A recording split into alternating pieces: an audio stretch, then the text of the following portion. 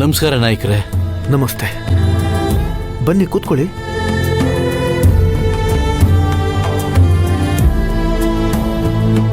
ಏನಂತಾರೆ ನಮ್ಮ ಊರಿನ ಮುಖಂಡರು? ಆ ವಿಚಾರನೇ ಮಾತಾಡೋಣ ಅಂತ ಬಂದಿದ್ದೀನಿ ನಾಯ್ಕರೇ. ಏನಾದರೂ ಒಳ್ಳೆ ಸುದ್ದಿ? ಆ ಕಾಳಿಂಗ ಇರೋವರೆಗೂ ನಮ್ಮೂರಲ್ಲಿ ಯಾವ ಒಳ್ಳೆ ಸುದ್ದಿ ಇರುತ್ತೆ ಹೇಳಿ? ಯಾಕೇನಾಯ್ತು? ಆ ಕಾಳಿಂಗರಾಯನ್ ಮನೆಯಲ್ಲಿ ಊರಿನ ಮುಖಂಡರೆಲ್ಲ ಸಭೆ ಸೇರಿದ್ವಿ. ರೈತರ ಸಾಲ ಮನ್ನಾ ಮಾಡಿ ಜಮೀನ್ ಬಿಟ್ಕೊಡಿ ಅಂತ ಕೇಳಿದ್ದಕ್ಕೆ ಆ ಕಾಳಿಂಗ ಎಗರಾಡಿಬಿಟ್ಟ.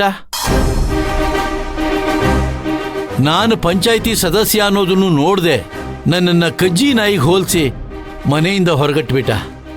ನಾನು ಸೂರ್ಯವಂಶದ ಚೇಲ ಅಂತೆ, ಹಾಗೆ ಹೀಗೆ ಅಂತ ಬಾಯಿಗೆ ಬಂದಾಗ ಬೈದು ಅವಮಾನ ಮಾಡಿಬಿಟ್ರು ನಾಯ್ಕರೇ. ನಾನು ಅವ್ರ ಮನೆಗೆ ಹೊರಡೋದಕ್ಕೂ ಮುಂಚೆ ಕೆಲವರು ಮುಖಂಡರ ಅಭಿಪ್ರಾಯ ಕೇಳಿದ್ದೆ. ಅದರಲ್ಲಿ ಸುಮಾರು ಜನ ಜಮೀನ್ ಬಿಟ್ಕೊಡೋದಿಕ್ಕೆ ಒಪ್ಕೊಂಡಿದ್ರು. ಆದ್ರೆ ಆ ಕಾಳಿಂಗ ಅವ್ರನ್ನೆಲ್ಲ ಎತ್ಕಟ್ಬಿಟ್ಟ. ಈಗ ಈ ಕೆಲಸ ಯಾವುದೇ ಕಾರಣಕ್ಕೂ ಆಗಲ್ಲ ನಾಯಕರೇ. ಆ ಕಾಳಿಂಗನಂತ ನರರಾಕ್ಷಸರು ಇರೋವರೆಗೂ ನಮ್ಮ ಊರಿನ ರೈತರಿಗೆ ಉಳಿಗಾಲ ಇಲ್ಲ ನಾಯಕರೇ, ಉಳಿಗಾಲ ಇಲ್ಲ. ಕಾಳಿಂಗ ಅವನಿಗವನು ಏನಂತ ತಿಳ್ಕೊಂಡ್ಬಿಟ್ಟಿದ್ದಾನೆ? ಈ ಊರು ಪಾಳೆಗಾರನ?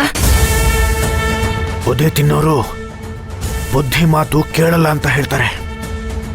ಅವನ್ ಚೇಲಾಗಳಿಗೆ ಬಿದ್ದಿರೋದು ಅವನಿಗೆ ಬೀಳ್ಬೇಕು, ಆಗ್ಲೇ ಅವನ್ ದಾರಿಗೆ ಬರೋದು. ನಡೀರಿ ಹೋಗೋಣ, ಇವತ್ತಾಗಿದ್ದಾಗ್ಲಿ ಅವನ ನೋಡ್ರಿ ಬಿಡೋಣ. ಸೂರ್ಯ, ಸುಮ್ಮನೆ ಇರು ಸುಬ್ಬಿ, ನಿನಗಿದೆಲ್ಲ ಗೊತ್ತಾಗಲ್ಲ. ಅವನಿಗೆ ರೈತರ ಬೆಲೆನೂ ಗೊತ್ತಿಲ್ಲ, ಪಂಚಾಯತಿ ಮೇಲೆ ಗೌರವನೂ ಇಲ್ಲ. ಇಂಥವ್ರಿಗೆ ಒಂದು ಬುದ್ಧಿ ಕಲಿಸ್ಬೇಕು. ನಡೀರಿ. ನಿನ್ ಕೋಪ ಆಕ್ರೋಶ ಏನು ಅಂತ ನಂಗೆ ತುಂಬಾ ಚೆನ್ನಾಗಿ ಗೊತ್ತಿದೆ.